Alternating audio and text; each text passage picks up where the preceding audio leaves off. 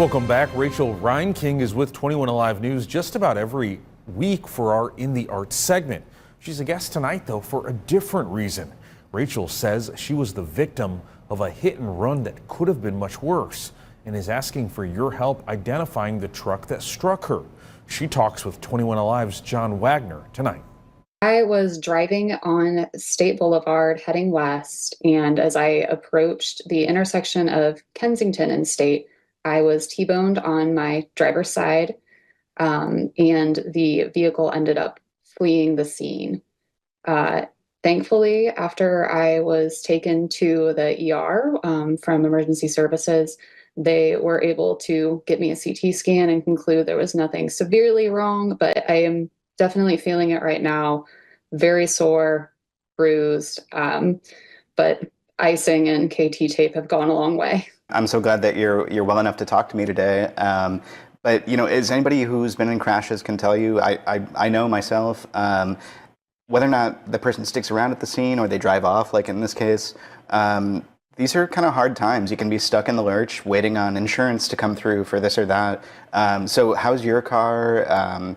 Are you without a vehicle now? Yeah, right now I'm still waiting for my insurance to process, but I still need to grab some more photos of the vehicle before continuing on my claim to insurance. The EMS actually had to kind of almost pry my driver door open because it was so smashed at the hinge area, and my driver's side front tire is actually out of alignment and diagonal at this point. So I'm not entirely sure quite yet, but it sounds like the axle may have taken the brunt of the hit, which thankfully that was the case rather than more of my door. Has anybody reached out after you posted on Facebook? I've seen the post just go wild, being shared with folks that we both know.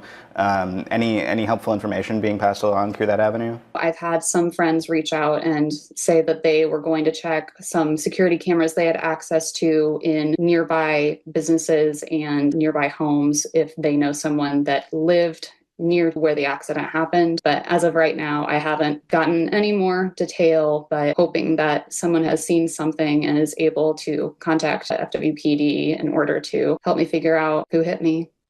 And I guess if that driver was behind the wheel and is watching tonight, do you have anything you want to say? Any message for them? I don't understand. If I were the opposite person in this position, my first inclination would always be to check on the other person and see if they were okay, because they did not stop. They did not know the level of injury that I got. And I would really hope that there are other people in the world who have that kind of empathy to check on another person. In the grand scheme of things, yes, I'm overall okay. I'm thankful it wasn't worse than it was, but I also hope that they understand how actions like that can impact others. Yeah, I know Linda Jackson, who does segments with you all the time for In the Arts, has been thinking about you. We all have here at the newsroom. Rachel, I hope your husband and your pets take good care of you. And if you have any more information, please let us know, okay? Okay, thanks so much, John. Rachel, John, thank you. Before we move on, here's another look at a stock photo that may match the truck that struck Rachel. If you see a late 90s red Dodge pickup with some front end damage and an airbag deployed, please let the Fort Wayne Police Department know.